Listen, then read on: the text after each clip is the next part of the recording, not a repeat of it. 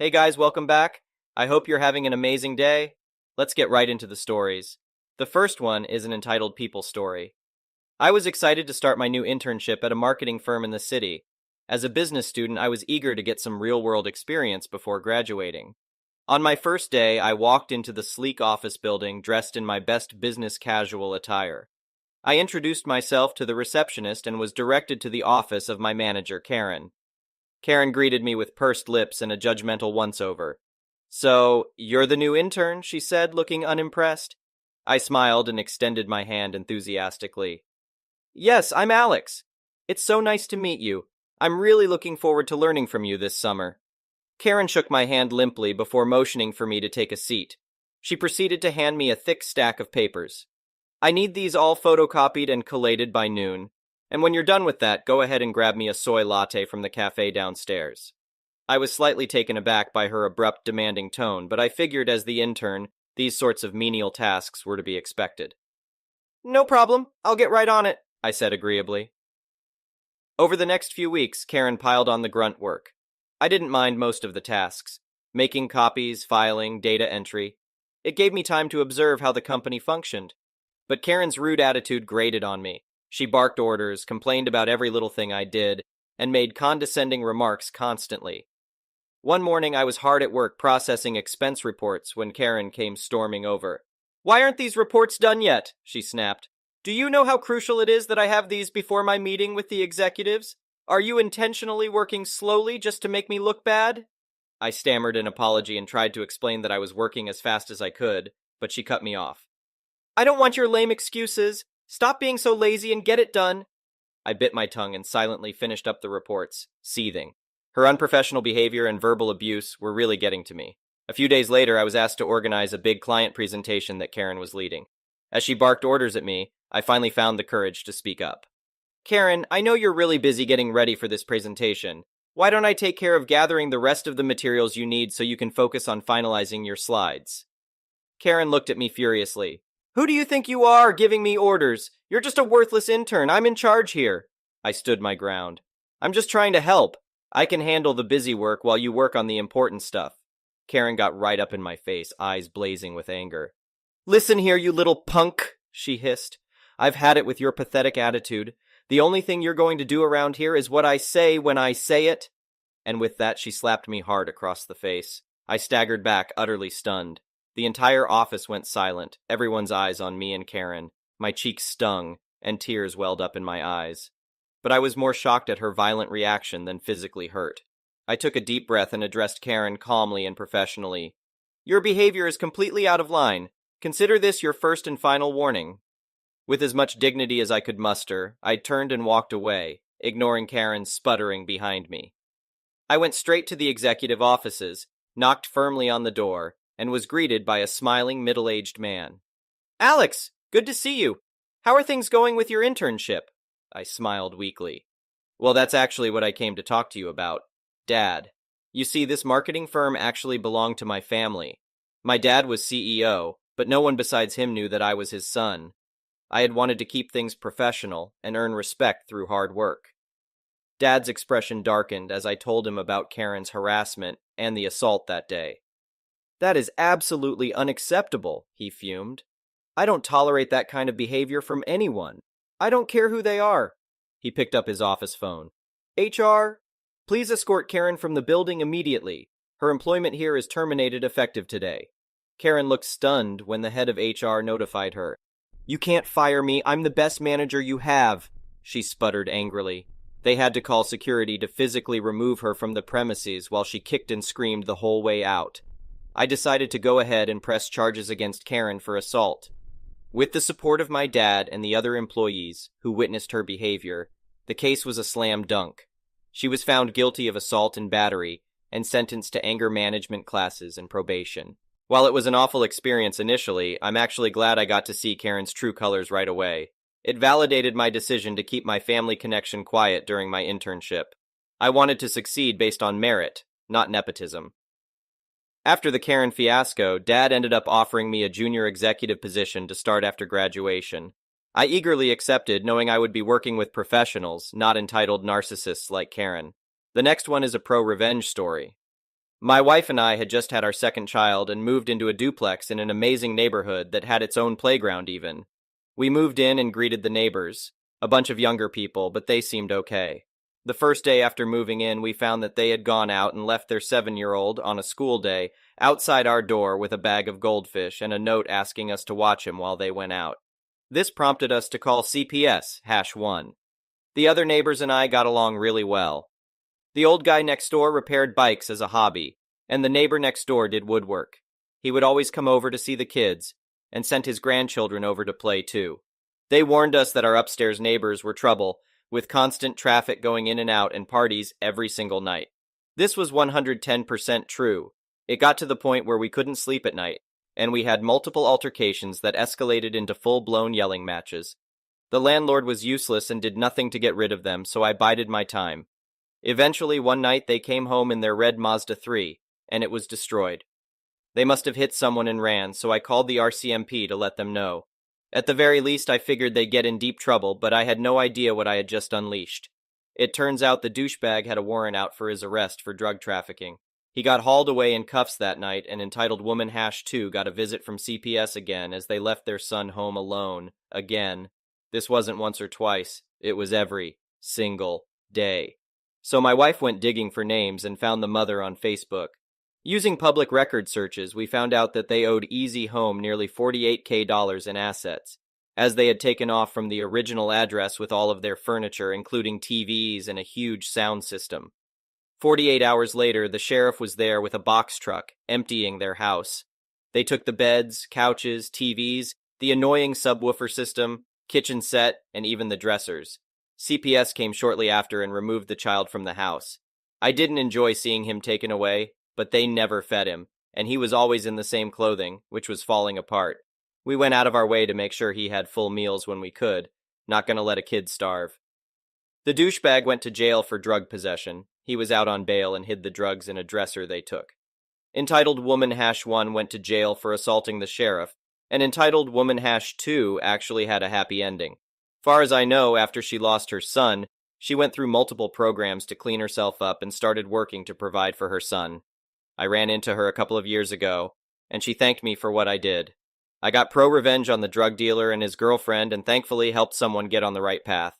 The next one is a petty revenge story. So I used to run a small business, Wedding Space, and I was very successful in a very short period of time. To the point that I was getting all expense-paid invites to industry conferences less than 6 months after I opened. Needless to say, this ruffled feathers. Enter Kate. Kate is a chief Karen who competes in the same space and has been nothing but awful to me from the moment she became aware that I wasn't just competition. I was doing better business than her. She would complain that I had gotten expenses paid, implied that it was because I was pretty, said that she felt people who had been in the space longer deserved it more, and made a vaguely racist statement about how my outfit colors don't look good on dark-skinned people.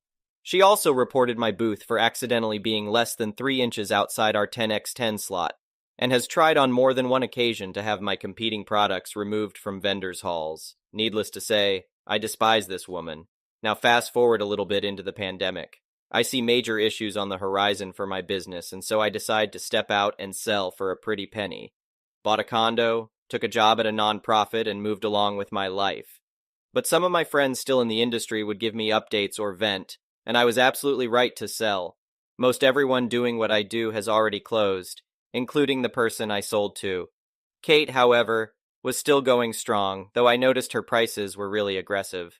My friend then showed me SS that Kate had bragged privately about claiming to be unemployed and disabled by using her longtime partner as a cover for her business, then dropping prices below what other sellers could do because she was double dipping. This really made me angry. I have a mobility disability, and I felt horrible for the people she was running out of business by pricing so low. So of course I reported her, but nothing seemed to come of that. Then one of the biggest conferences of our local industry came up on my calendar. This conference costs $8-10K to vend at, and many vendors make 50% plus of their yearly income from this one event. My friend runs the vending hall, so I asked her to place me right next to Kate. Now when I left the industry, I still had great contacts on the manufacturing side because I speak Chinese fairly well. I found the manufacturer for Kate's top-selling items and ordered a sizable inventory to take with me to the conference.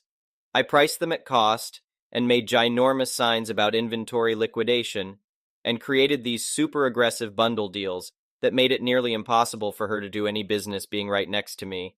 I could see her over there fuming, and she did try to come over and complain, but our booth was too busy to even entertain her obnoxious huffing and puffing. She closed her shop last week. I lost about $5,000 doing this, but I got a lot of people deals on packages/items that they never thought they could afford for their special day, and it was honestly fun to help people out, especially at her expense. The next one is a malicious compliance story. The setup: I have a 2-bedroom house. I decided that I wanted to rent out the other bedroom in the house to make some money on space I wasn't really using after COVID. So I fixed up the place really nice. The tenant gets a private semi-attached bathroom. The bathroom is actually outside the bedroom, but I put up drapes between the bedroom and bathroom so the tenant can walk between them without me seeing. Common consumables: I pay for toilet paper, paper towels, laundry supplies, kitchen supplies, etc. I created the lease. The lease is very bare bones. It just says, you get a room at this property, you pay this much per month. The landlord covers all utilities. Your lease is X months long. I created the ad. In the ad, I mentioned how it's okay to have guests over, but keep it to no more than twice per month. I did not put this into the lease agreement. You can see where this is going. I do a showing for a prospect T. I tell him the guest policy, and he seems just fine with it. I do the rest of the showing, and all seems grand. He signs the lease agreement and moves in. The problem: the first month is grand. Anyone can fool someone for a month, but eventually, you return to bad habits. His bad habit was women. He would have women over 4-5 nights per week. I did not appreciate this. I pulled him aside to tell him, hey, you're having a lot of girls over, you need to reduce how many girls come over, or if you're willing to pay a bit extra for having all these girls over, I won't say a thing. He initially agrees with it. The next day he calls me down and asks to speak with me at the dining room table. It's T and his girl du jour. GT begins arguing. How can you ask for more money when that's not in the lease agreement? You can't ask for that. I told him the guest policy was in the ad and that we spoke about it when he came here. He said, yeah, but you can't ask for that. If it's not in the lease agreement, you can't do that. The guest policy isn't in the lease agreement either, so I pay rent. I can have whoever whenever I want. G piped in, you just need to take the L on this one and write better lease agreements. I replied to G, you're not on the lease agreement, so I don't give a shit what you think about it. I turned to T. It was in the ad. We also talked about it when you came here. You knew about this. T replied, whoa, man, calm down. It's just 6 months, man. That's my lease term. I'll be out of your hair in 6 months. I replied, why can't you stay at her place? G said, that's none of your business. Shut up, G. I don't care what you think. You want a problem, T? You got one. This is not cool and you know it. Why does she have to be here 5 nights a week? She practically lives here. I signed a lease with you, T, not with her. Why is she here? He shrugged. Can't help it. Not in the lease agreement, man. That's what lease agreements are for. I was infuriated. We talked about this. He's choosing not to follow the lease agreement. Okay, fine. What's a guy to do? I want him gone. I don't want T and G teaming up against me in my own house. They walked upstairs and turned on the loud music in their room. Later in the evening, G was downstairs cooking something on the stove by herself, using my pots and pans. She's cooking for herself in my house. She's not even a tenant, but she sure is acting like one. G tried striking up a friendly conversation with me, but I just gave her absolute silence for 10 minutes while I cooked. I took my food upstairs. This is war. I'm going to follow the lease agreement to the letter. If I advertised a feature in the ad, but it wasn't in the lease agreement, that thing is gone. The compliance. Every day I took something away. I first started by removing all the common consumables from the house. He texted me later, man, you removed all the consumables? You need to come down on the rent. I replied, not in the lease agreement. He said, it don't gotta be like this. I removed the drapes between his room and the private bathroom. I took away the chairs for the dining room table. I then shut off the clothes washer and dryer, circuit breakers were in my room, and left a note about the location of a local laundromat. I also became an absolutely filthy roommate. I didn't clean anything. I left bags of garbage wherever I felt like. I never cleaned the kitchen and left the sink full of dishes. Please, man, can you clean up? No. I had maid service, canceled that. I informed him of the change. Can you come down on the rent, man? Not in the lease agreement. You agreed to a rental price. Come on in. I turned off the breaker to the stove and left out a wall outlet single-pot electric plate for him to use. I turned off the microwave. Not in the lease agreement either. I actually started feeling bad for him. G started coming around less and less as I made the living situation worse and worse. Finally, he texted me, "Do you want me to move out?" I replied, "Yes, when are you leaving my house?" He said, "End of the month, you'll let me break the lease?" I replied, "Of course." He left at the end of the month. I had my house back. I made sure to make my next lease agreement way more specific about everything. The next one is an entitled people story. I wasn't even going to make a post about this, but my brother, whom I'll call Turk, 25M, made 4 posts about it, so I thought I should share my side of the story. I'll use the same names he did for the sake of simplicity. My fiancée is Maria, 24F, and my ex is Jen, 24F. A little over 5 years ago, my brother started dating Maria, my now fiancée. 3 months after they started dating, they set me up with her, now ex, best friend Jen. The 4 of us did a lot together since the girls were best friends. Turk and Maria dated for a year, and Jen and I dated for 9 months. At the end of our relationship, I came home early and found Turk and Jen having sex in my bed. After I processed the situation, I called Maria because I'd want to know if I were in her place. She came over and we confronted Turk and Jen. They dumped us, and I found out 2 days later they started dating each other. It broke me. I came home to find my brother with my girlfriend, only to run off with her. I had to move back in with my parents. It was infuriating because they kept talking about how happy Turk and Jen were. Throughout the next couple of months, Maria and I started talking. We were 2 people in similar crappy situations, and we found some comfort in each other. 4 months after we got dumped, Maria and I officially started dating. 6 months after we got dumped, Turk found out that Jen was cheating on him, and she left him for the other guy. I actually only found this out today from reading Turk's post. Maria would get the occasional message from Turk, trying to reconnect, but she ignored him. Anyway, moving on to now. Maria and I are engaged and getting married in September. My parents were invited until my mom called me and threatened not to come if I didn't invite Turk. I told her not to bother coming regardless. In my mother's eyes, Turk can do no wrong. When he ducked and started dating my ex, I told my parents everything he did, and my mom tried defending him. Our relationship isn't the greatest, but it was somewhat decent. After I uninvited my parents, I only uninvited my mom, but my dad texted me and said he's not coming if my mom isn't. Turk blew up my phone trying to get a hold of me. This is the first time he's even tried reaching out to me in 4 years. As I said before, Turk posted about this situation here on Reddit as well, and apparently my parents told him that Maria and I were getting married, and that started this whole thing of them getting uninvited. He stopped calling me, but he's blowing up my phone with texts, begging me to reinvite my parents and possibly give him an invite. So yeah, I just wanted to get my side out there. The next one is an entitled parent story. Okay, I'm at my wit's end. Now my mom, who has always been a super overprotective and helicopter parent, has I think just lost her mind at this point. It all started a little over 2 years ago. A guy I worked with and had a huge crush on finally asked me out. I was 24 at the time and still living with my parents and didn't have my own car. I was so excited to finally go out with him. And of course, I had to ask my mom because I was using her car at the time. She said no, I couldn't date him. That I couldn't date any guy for that matter. Now, she had been like this with every guy I tried to see or date. But this was different because I really liked this guy. And we had so much chemistry.